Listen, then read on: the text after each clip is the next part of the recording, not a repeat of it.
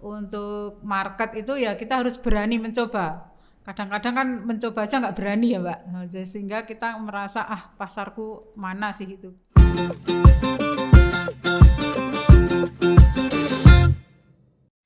Halo, Assalamualaikum warahmatullahi wabarakatuh, sahabat Kagama di mana saja berada di seluruh belahan bumi kita gitu ya. Ketemu lagi dengan saya Vita Krisna Dewi. Hari ini kita membahas tentang hilirisasi.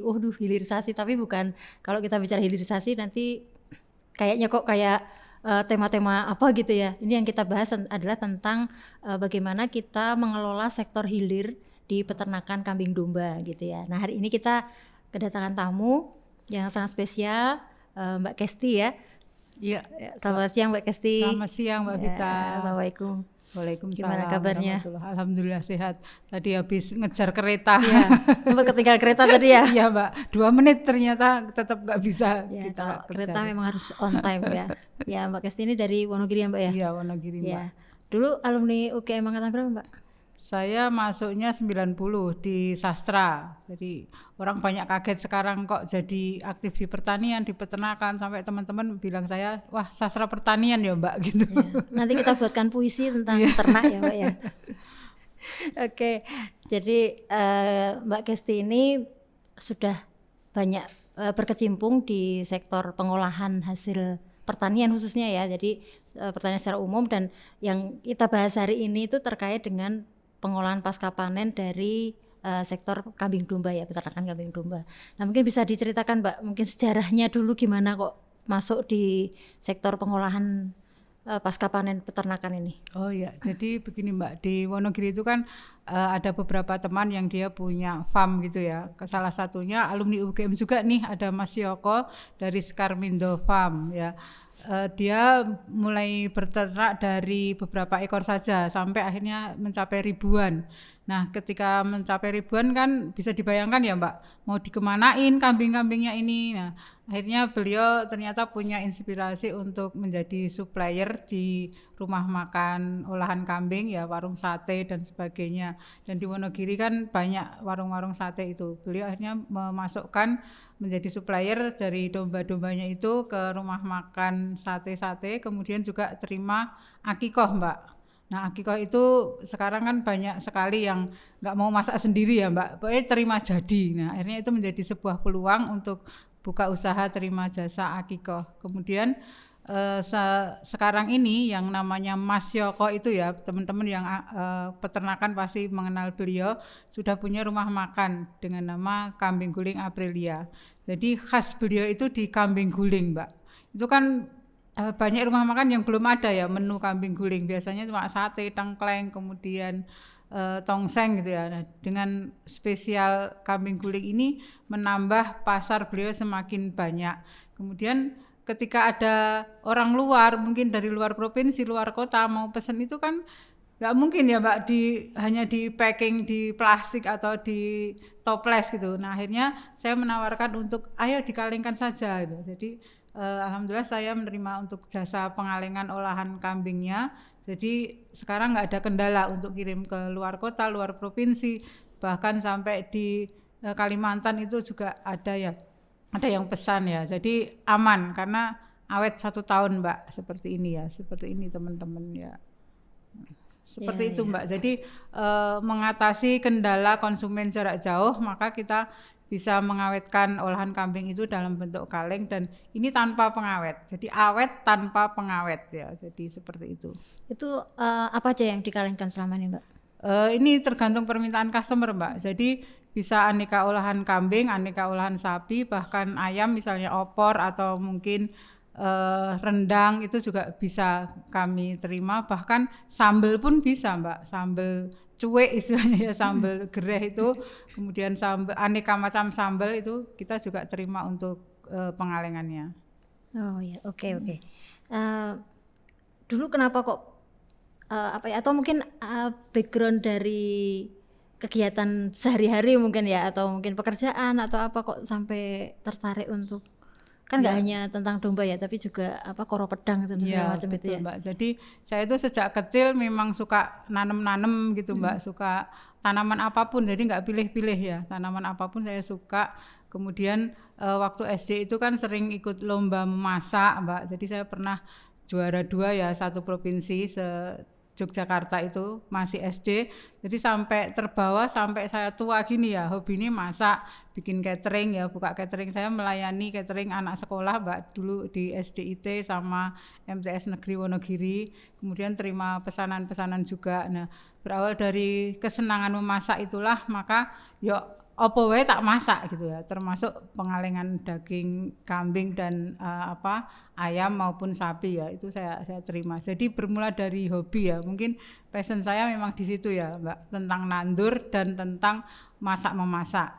Padahal saya basicnya di sastra ya, dulu saya alumni sastra UGM juga. Jadi sampai teman-teman ngatain saya itu, wah Mbak Kesi sekarang sastra pertanian gitu. Iya, iya. Terkait dengan pengalengan ini ya, kan mestinya ini ada modalnya lah gitu kan. Kalau pengalengan itu apa aja sih sebenarnya yang selama ini perlu disiapkan gitu? Mungkin ada teman-teman yang pengen ikut bisnis pengalengan gitu. Kebetulan saya kan tergabung dalam sebuah koperasi di Surakarta ya, Koperasi Wanita Pandega.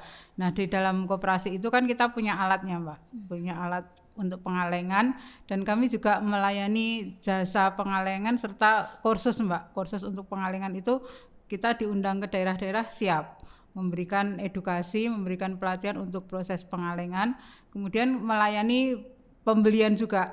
Misalnya yang habis kita beri pelatihan itu pesan mesin ke kami siap untuk melayani sampai training pengalengan itu sendiri. Jadi paket komplit, Mbak, nggak cuma menjual mesinnya aja, tapi juga melayani untuk pelatihannya, bahkan konsultasi kita layani. Jadi kita terwadai dalam Koperasi Wanita Pandega di Surakarta. Gitu ya. Oke.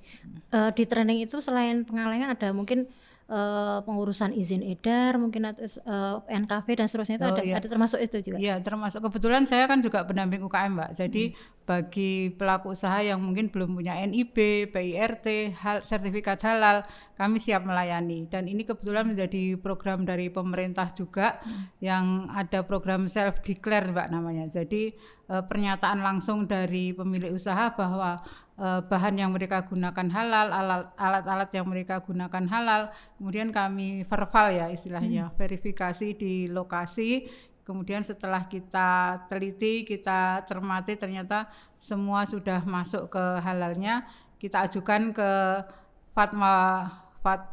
fatwa MUI ya untuk BPJPH-nya, untuk nanti kemudian disidangkan di sana, menunggu beberapa saat, nanti tinggal menunggu sertifikatnya itu muncul. Jadi sebetulnya mudah, Mbak, tapi kebanyakan UKM itu masih ogah-ogahan karena selalu dikaitkan dengan pajak.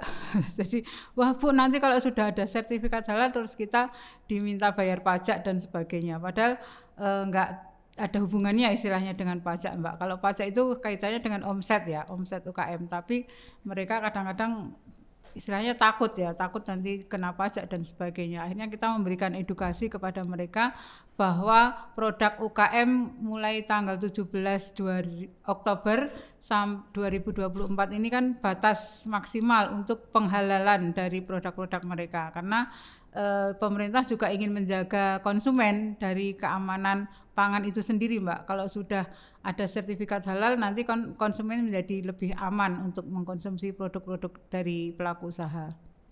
Saya jadi tertarik terkait masalah tadi pengurusan PIRT, sertifikasi halal dan sebagainya.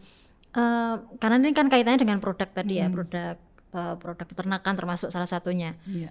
Ini sebenarnya apa saja yang perlu disiapkan gitu? Paling tidak gambaran proses dan hal-hal yang perlu disiapkan apa saja? Apakah bisa perorangan misalnya, atau harus badan usaha, terus kemudian tempat produksinya kah, atau apa yang perlu disiapkan? Ya. Oke, kalau untuk olahan daging itu memang ada prasyarat, Mbak. Jadi dia pemilik usaha itu harus punya rujukan pembelian dagingnya, yaitu di RPH. Jadi RPH yang sudah ada sertifikat halalnya.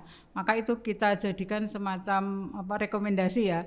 Jadi pelaku usaha itu harus menyertakan bukti bahwa dia menyembelihnya itu atau beli dagingnya itu di RPH yang sudah ada sertifikat halalnya. Sebenarnya itu saja, Mbak.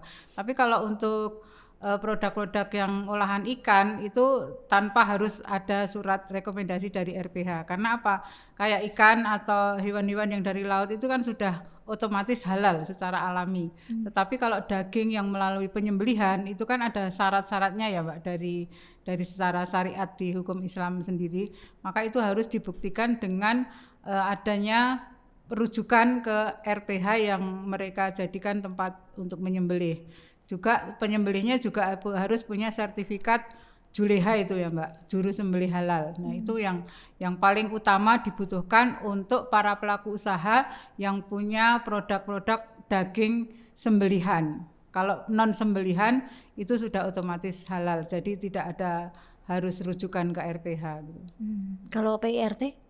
Kalau PIRT beda lagi ya Mbak. PIRT itu terkait dengan keamanan pangan. Jadi sekarang online pun bisa untuk PIRT. Jadi melalui OSS itu asal sudah punya NIB. Pertama harus punya NIB. Jadi bagi para pelaku usaha yang belum punya NIB itu bisa datang langsung ke mall pelayanan publik itu ya Mbak. Kantor-kantor MPP itu terbuka untuk melayani masyarakat pembuatan NIB dan itu gratis, tidak berbayar. Atau bisa menghubungi para pendamping UKM karena di setiap kabupaten pasti ada pendamping UKM yang akan mendampingi untuk istilahnya legalitas ya, legalitas dari UKM itu sendiri terdiri dari NIB, PIRT, kemudian sertifikat halal itu sendiri. Itu Mbak Vita. NIB itu harus berbadan hukum atau bisa perorangan ya? Perorangan bisa Mbak, ya? Iya bisa. Dibuat sendiri pun bisa sebetulnya lewat OSS. OSS ya, iya betul. Oke, ini informasi yang menarik ya, karena memang selama ini kendala di apa istilahnya ya, pasca panen itu kan mesti di situ ya, PIRT. Kadang-kadang susah ngurus PIRT misalnya seperti mudah itu. banget. Ternyata tidak ya, ternyata tidak seperti yang sesulit yang dibayangkan gitu ya. Ternyata bisa mudah kita peroleh gitu. Itu terkait dengan sertifikasi halal ataupun PIRT gitu ya. Nah, terus terkait dengan alat, apakah ada spesifikasi alat khusus yang nanti kemudian dipersyaratkan gitu, misalnya kalau PRT mungkin nanti kebersihan segala macam itu ya? Iya, keamanan pangan ya? higienitasnya ya. Kalau terkait dengan alat memang ada juga ya yang perlu kita waspadai Mbak, terutama dalam memproduksi kue ya, kue kering maupun kue basah. Itu kan sering menggunakan kuas ya Mbak. Nah kuas itu juga harus kita perhatikan karena ada kuas yang terbuat dari bulu babi. Nah itu otomatis tidak termasuk ke halal ya. Jadi kita mengedukasi ke UKM-nya juga bahwa harus berhati-hati untuk memilih alat-alat yang digunakan dalam proses memasak makanan itu. Terutama yang paling fatal itu biasanya di kuas. Kalau yang lain insya Allah aman-aman saja, nggak ada masalah. Nah, jadi kalau membeli kuas harap berhati-hati, dilihat legalitas halalnya ada atau tidak. Karena nanti takutnya di situ ada mengandung bulu babi, maka produk dari UKM akan menjadi tidak halal gara-gara salah memilih alat itu tadi. Ya, oke. Wah luar biasa ini ya. Nah, masih ke Pengalengan tadi ya. Iya. Kalau misalnya beli alat itu mahal nggak sih Mbak? Ya kira-kira 50 juta lah. 50 juta itu udah lengkap, udah komplit. Sudah komplit plus pelatihan dari kita. Nah, nanti kan bisa untuk membuka peluang usaha juga Mbak. Jadi Mbak Vita misalnya pengen beli alatnya ya, kan bisa terima jasa pengalengan produk makanan. Jadi kan sekarang banyak Mbak, ada gudeg, ada jangan lombok, ada juga ya pokoknya yang istilahnya ada yang basah-basahnya Mbak. Jadi karena dikalengkan itu harus mengandung air, nyemak istilahnya ya. Jadi nggak bisa kering, tapi harus ada kandungan airnya untuk dikalengkan. Seperti itu Mbak.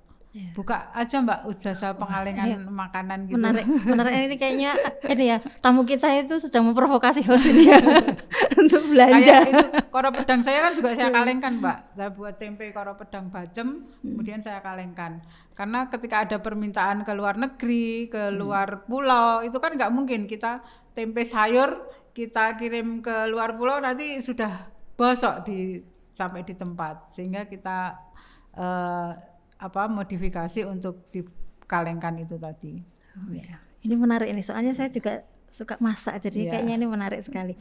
Dan katanya Mbak Kesti pernah ini ya ngirim ke luar negeri juga ya? Ke Belanda itu juga lewat koperasi kita Mbak, dari koperasi wanita Pandega Surakarta itu ada permintaan 100 kaleng dan itu macam-macam Mbak, ada rendang, ada gulai, ada tongseng, ada sambel, ada oseng mercon, jadi macam-macam, tidak satu produk saja. Berarti udah ke mana-mana gitu Iya, ya. Ya, alhamdulillah. Masya Allah, luar biasa gitu ya. Kalau misalnya nih, tadi kan alat itu ya sekitar 50 juta. Ini kalau misalnya nih, saya nggak punya apa namanya ya, hanya punya tempat gitu, punya tempat aja. Terus kira-kira modal yang lain selain alat apa Mbak? Yang pasti kita harus tahu ilmunya ya Mbak, ilmu untuk mensterilkan olahan pangan itu kan harus belajar juga, Kalau modal itu kan bisa dicari Mbak, bisa mengajukan mungkin ke dinas terkait untuk pengajuan bantuan alat produksi. Pemerintah itu baik banget loh, udah sering ngasih bantuan, apalagi UKM itu diujo Mbak istilahnya, diberi banyak fasilitas, tinggal kita aja kadang-kadang nggak tahu aksesnya. Kadang kan wah kemana ya kita mau mengajukan proposal untuk bantuan alat produksi, atau kemana kita mau mencari bimbingan tadi membuat PIRT dan sertifikat halal, padahal di MPP kalau sekarang pemerintah itu memfasilitasi, karena di situ mall pelayanan publik itu kan satu pintu Mbak, apapun kita butuhkan di situ ada. Nanti semua instansi, semua dinas berkantor di situ. Kita kebutuhannya apa, tinggal konsultasi di situ, sudah selesai masalah. Jadi MPP itu mengatasi masalah tanpa masalah. Oke. Berarti mengatasi ini ya, kayak pegadaian ya. kayak tagline-nya seseorang. Iya, oke. Jadi ini luar biasa ya, saya jadi speechless, jadi mau nanya apa lagi. Karena selama ini kan begini, orang kan taunya dari beberapa diskusi yang sudah kita lakukan, entah itu kita beternak apapun lah, atau bahkan mungkin bisnis apapun, itu tidak akan berjalan secara jangka panjang kalau kita nggak punya pasar kan gitu. Iya. Nah, kadang-kadang pasar kita tergantung dari orang lain kan, misalnya kalau ada permintaan dari akikoh kah, atau misalnya pesta lah atau apa. Tapi kalau ternyata pas lagi kayak kemarin COVID nggak ada pesta gitu kan, akhirnya kan aduh siapa yang di pasarnya gitu. Nah ternyata ini kan bisa menjadi salah satu alternatif untuk memasarkan gitu. Iya. Itu menarik sekali gitu. Nah selanjutnya ini Mbak, kalau terkait dengan hilirisasi ya, ini sebenarnya untuk kambing domba ini peluang untuk hilirisasi itu selain tadi kalengan itu, menurut Mbak Kesti apalagi sih sebenarnya yang Banyak bisa dilakukan sebetulnya. apa saja misalnya? Sebetulnya banyak ya, dari olahan kambing itu tidak melulu mengolah dagingnya, tapi kita bisa juga mengoptimalkan dari susunya. Kalau untuk kambing perah ya, jadi kita bisa membuat kayak yogurt, kemudian susu kambing, ya kemudian juga dibuat sabun juga bisa Mbak, karena dulu di Mas Yoko itu Sekarmindo Farm juga memproduksi sabun Mbak, sabun yang mengandung susu kambing. Jadi ada sabun cair, ada sabun padat, kemudian susu tadi diproduksi sendiri juga, itu juga banyak sekali peminatnya. Dan susu kan bisa bentuk cair, bisa bentuk serbuk ya Mbak, apa bubuk. Jadi kan kalau pengen tahan lama yang kita buat serbuknya, kalau pengen yang susu segar langsung dikonsumsi ya kita botol itu kemudian masuk freezer. Setiap ada event pameran atau apa itu kita tayangkan, dan itu laris manis juga, ternyata banyak peminatnya. Nah ini salah satu trik pemasaran dari Mas Yoko yang punya Sekarmindo Farm, itu berawal dari setiap ada event itu selalu ikut. Jadi ada pameran di dinas-dinas, misalnya Hari Jadi Wonogiri, atau kemudian event-event apapun, dia selalu nongkrong di lapangan Mbak, buka tenda dari kambing guling, Aprilia kayak gitu. Sehingga ketika dia punya warung makan, ya sudah, orang tinggal datang ke situ karena sebelumnya mereka sudah mengenal. Jadi untuk teman-teman semua, untuk market itu ya kita harus berani mencoba. Kadang-kadang kan mencoba aja nggak berani ya Mbak, sehingga kita merasa pasarku mana sih itu.